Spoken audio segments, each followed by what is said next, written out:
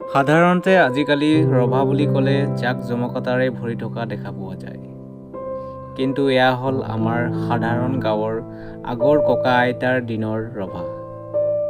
আগৰ মানুহবোৰে বাঁহেৰে ৰভা বনাই ওপৰত এনেকুৱাকৈ কলৰ পাত দিছিল। আমাৰ গাঁওবোৰত আজিও এই ৰভা দেখা পোৱা যায়। কাইলৈ আমাৰ সমাজৰ এঘৰত শ্ৰাদ্ধ এখন আছে। সেয়েহে আমি সকলো ৰাইজে মিলি শ্ৰাদ্ধৰ যাৱতীয় কাম-কাজসমূহ কৰি আছোঁ।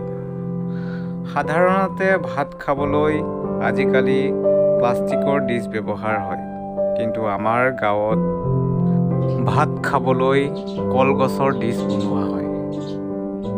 আৰু এই ডিছৰ পৰা কাৰো একো ক্ষতি নহয়।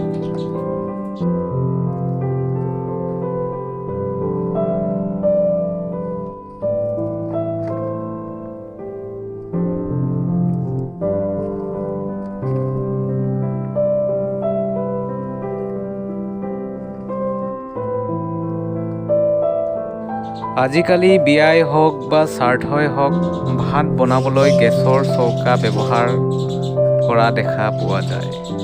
কিন্তু আমাৰ গাঁওবোৰত ভাত বনাবলৈ এনেদৰে চৌকা খান্দি লোৱা হয়। ইন্ধন হিচাপে খৰি ব্যৱহাৰ হয়।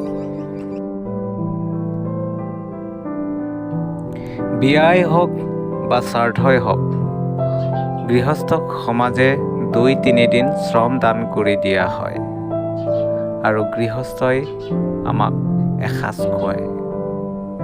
এয়াই হ'ল গাঁৱলীয়া জীৱনৰ মাদকতা।